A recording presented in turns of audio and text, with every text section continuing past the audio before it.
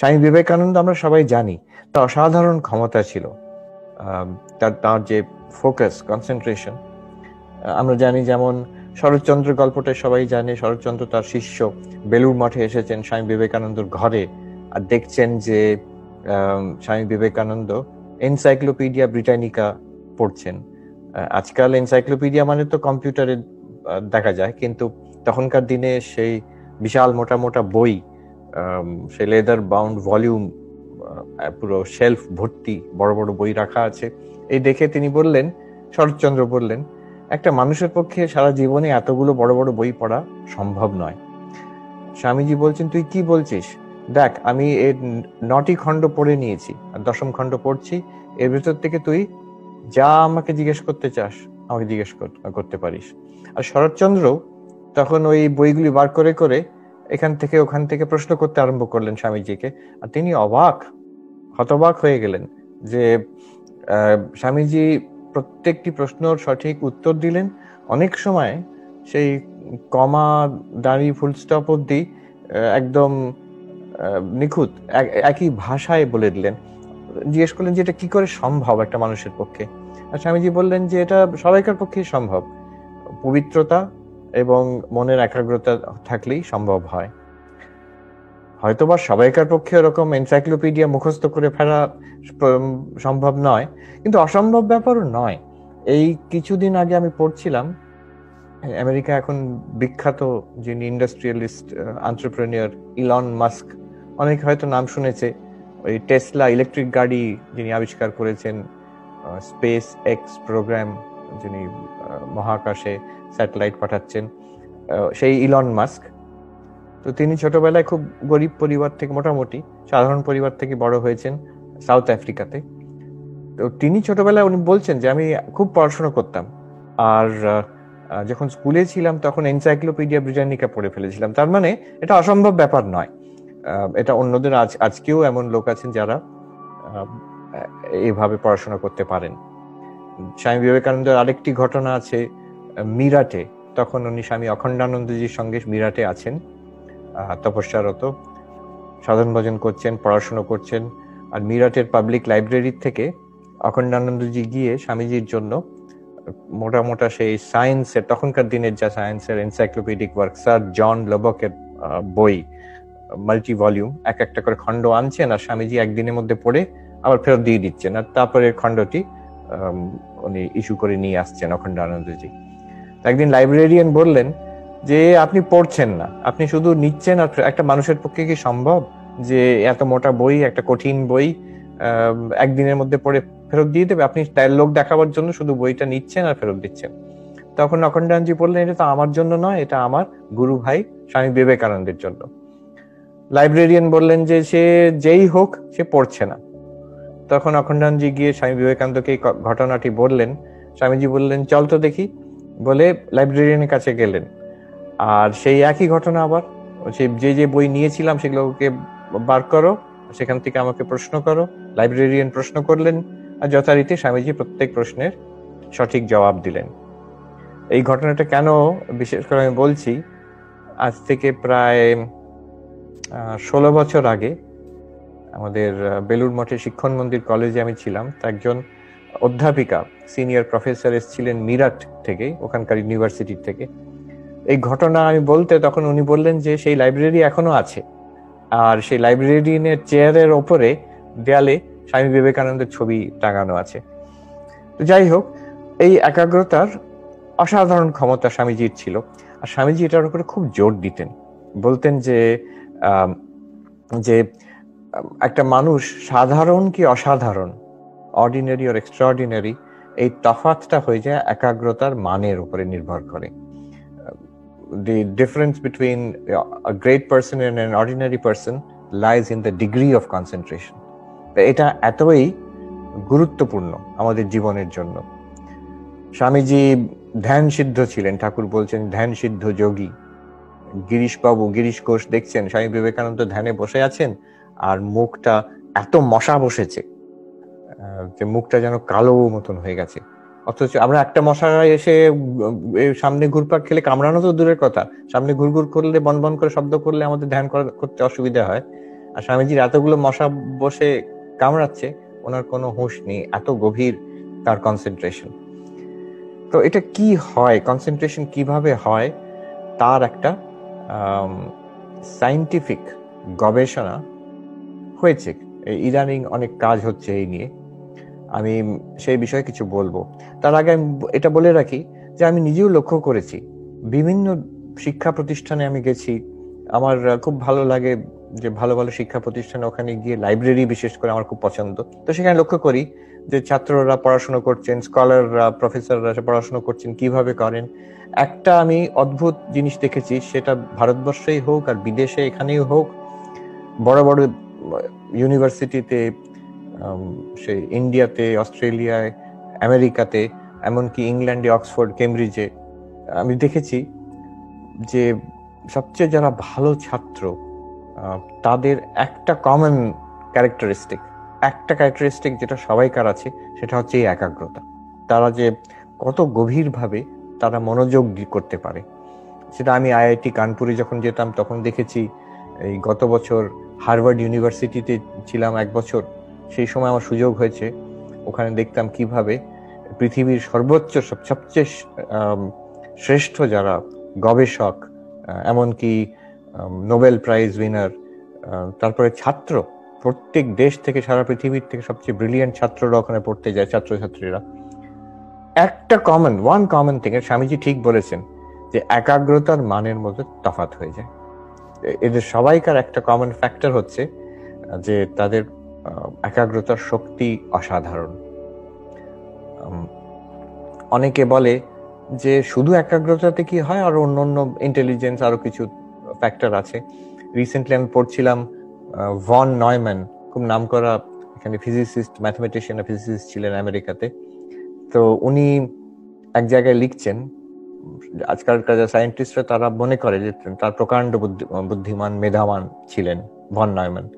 তো তিনি এক জায়গায় লিখছেন যে আমার বিশ্বাস যে কোনো সায়েন্সের সমস্যা আমি সমাধান করতে পারি একাগ্রতার ক্ষমতার দিয়ে, মানে বাই ফোকাসিং, বাই কনসেন্ট্রেশন। ওটা পড়ে আমার আনন্দ হলো, ভেবে যে স্বামীজি একদম একই কথা বলেছেন। যে কোনো সমস্যা, সেটা আমাদের অধ্যাত্ম জীবনের হতে পারে, যে কোনো বিষয়ে একাগ্রতা, when you focus your mind with laser like concentration, তাতে সেই বিষয়টি আয়ত্তে আসে। তো যে যদি আমি একাগ্রতা চাই, তাহলে আমাকে দেখতে হবে যে কাজটা আমি করছি সেটা আমার কতটা আমার ক্ষমতার ভেতরে না ক্ষমতার বাইরে। আমার ক্ষমতার যদি সঙ্গে সেটা ম্যাচ করে, আমি যতটা পারছি ততটাই কাজ করছি, তাহলে এই কনসেন্ট্রেশন, একাগ্রতা আসবে। যদি আমার ক্ষমতা অনেক বেশি আর কাজটা খুব সোজা, তখন একাগ্রতা আসবে না। যারা গাড়ি চালায়, প্রাথমিকভাবে যখন চালাচ্ছে তখন তাদের টেনশন হয়, এটা দেখতে হবে, সেটা দেখতে হবে, অ্যাংজাইটি হয়, তাদের ক্ষমতা কম কিন্তু চ্যালেঞ্জটা বেশি। ও কিছুদিন পরে এতই স্বাভাবিক হয়ে যায় এই গাড়ি চালানোটা, যে তখন তাদের আর কিছুই মনে হয় না, তাদের খুবই সোজা মনে হয় সেটা।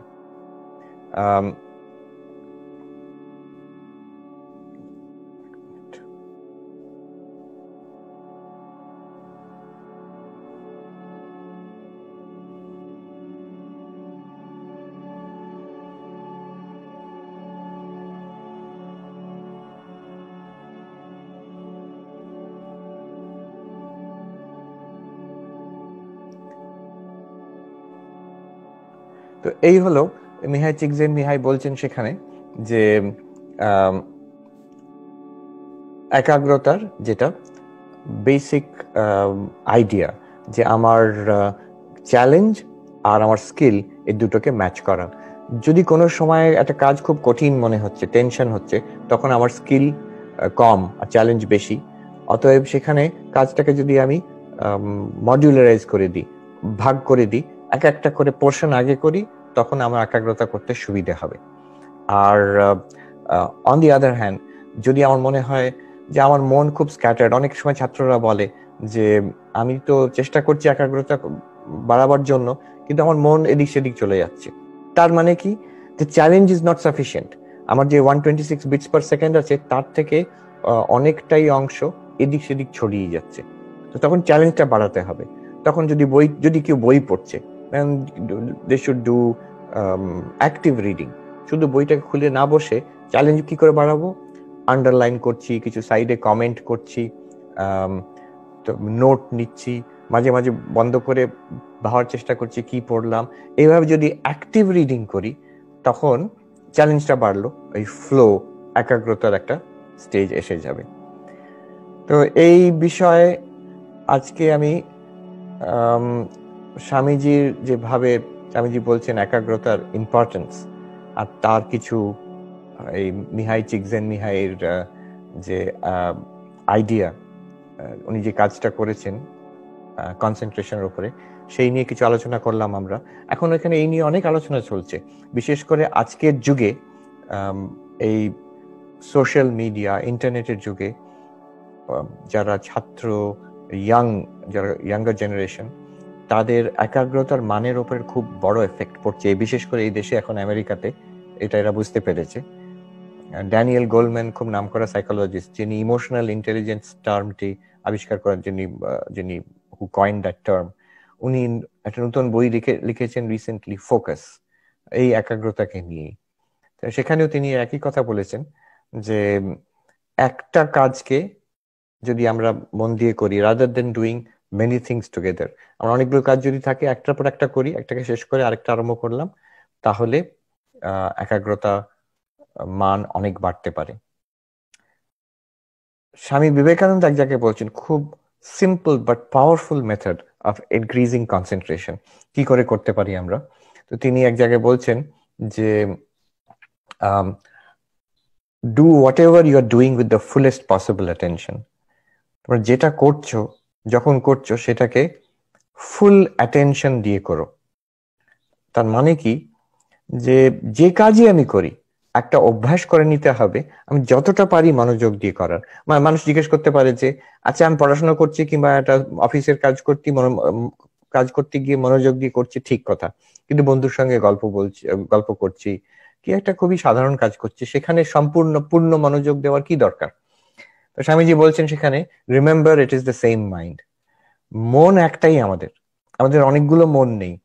আমাদের খুব সিনিয়র মহারাজ রায়পুরে সত্যরূপানন্দজি একবার ছাত্রদের বলছিলেন, আমার এখনো মনে আছে, তিনি বলছিলেন যে দেখো, যখন তোমাদের বাবা শেভ করেন একটা ব্লেড দিয়ে, তো সেই ব্লেড দিয়ে তুমি যদি পেন্সিল কাটো, তারপরের দিন কি বাবা শেভ করতে পারবেন? সেই ব্লেড দিয়ে পারবেন না, কারণ কি তার ধার নেই, আর সেই ব্লেডটার ধার চলে যায়। ঠিক তেমনই আমাদের মন একটাই। যে মন দিয়ে আমি ফিজিক্স পড়বো কি ম্যাথামেটিক্স পড়বো কিংবা আমি ধ্যান করতে বসবো, সেই মন যদি সারাদিন আমি ছেড়ে দিই, যখন যা ইচ্ছে করতে চায় মন বললো চল এখন পড়বো না, বেড়াতে চলি, তো বেড়াতে গেলাম। মন বললো এখন একটু ইন্টারনেটে এখানে ওইদিক সেদিক ঘাটাঘাটি করি, সেটা ঘন্টার পর ঘন্টা করলাম। সন্ধ্যেবেলা যদি বসে এখন বলি এবার আমাকে পড়াশোনাটা শেষ করতে হবে, মন বলবে আমি পড়বোই না। কেন? সারাদিন আমি হেসে খেলে বেরিয়েছি, আমার যা ইচ্ছে তাই করেছি, এখন এই একটা বোরিং টেক্সট বুক নিয়ে বসতে বলছো, আমি শুনবো না, আমি ছটপট করবো, এদিক সেদিক যাবো। তো তাই জন্য এটা মনের অভ্যাস খারাপ হয়ে গেছে। এই remember it is the same mind, Swamiji বলছেন, যদি অভ্যাস হয়ে যায়, এটা আমি দেখেছি বিভিন্ন জায়গায়, বড় বড় স্কলারদের, যাদের সাধুদের মধ্যে খুব উচ্চ একাগ্রতার ক্ষমতা, তারা সাধারণ কাজও খুব একাগ্রতা দিয়ে করেন।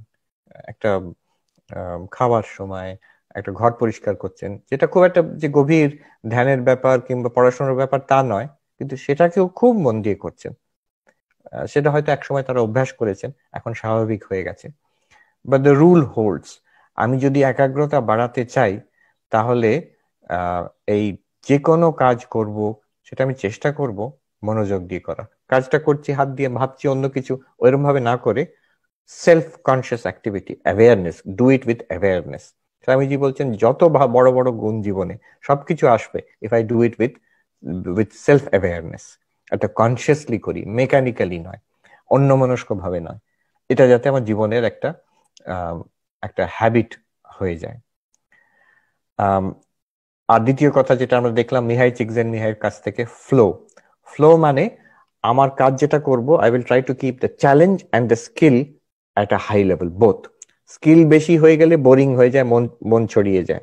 চ্যালেঞ্জ বেশি হয়ে গেলে অ্যাংজাইটি হয়, তখন ভয় হয়, তখন টেনশন হয়।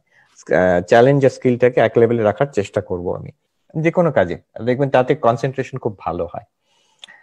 এটা একটা বেশ ইন্টারেস্টিং উপলব্ধি। এখন একটা কথা বলে আমি শেষ করব। কেউ বলতে পারে যে শুধু কনসেন্ট্রেশন দিয়ে কি মানুষের ভালো হয়? কিন্তু অনেক সময় দেখা গেছে মানুষটি ভালো নয়, হয়তো খারাপ লোক, কিন্তু আরো খুব পাওয়ার অফ কনসেন্ট্রেশন আছে। শুনি যে দৈত্যদের, রাক্ষসদেরও খুব পাওয়ার অফ কনসেন্ট্রেশন ছিল। আমরা সব পুরাণের গল্প পড়ি, ধ্যান করে শিবের কাছ থেকে বর পেয়েছে, অথচ লোকটা কিন্তু একটা অসুর। তো কনসেন্ট্রেশন হলেই যে মানুষ উন্নতি করবে আর ভালো হবে, এর কোনো মানে নেই। স্বামীজি অবশ্য যেখানে কনসেন্ট্রেশনের কথা বলছেন, তিনি সর্বোচ্চ যৌগিক কনসেন্ট্রেশন, ধ্যান করে সমাধি লাভ করে ভগবান লাভ করার কথা বলছেন। সেখানে যে শুধু কনসেন্ট্রেশন, সেই কনসেন্ট্রেশনটা কিন্তু মানুষের চরিত্র ভালো না হলে হয় না। আর যদি আমার কাম, ক্রোধ, লোভ বেশি থাকে আমার চরিত্রের মধ্যে, তাহলে কিন্তু আমি কনসেন্ট্রেট করতে পারবো না। একটা সাধারণ লৌকিক লেভেলের কনসেন্ট্রেশন আমার থাকতে পারে, কিন্তু সেই গভীর ধ্যান আমি করতে পারবো না যদি মন শুদ্ধ না হয়। তো সেই যারা শুদ্ধচিত্ত যোগী, তাদের পক্ষে এই কথাটা ঠিক খাটে যে শুধু যদি কনসেন্ট্রেশন করতে পারে, তাদের আধ্যাত্মিক জীবনে খুব উন্নতি করতে পারবেন তারা। কিন্তু আমাদের সাধারণের পক্ষে এই দুটো একসঙ্গে রাখতে হবে, একাগ্রতা আর নিঃস্বার্থপরতা,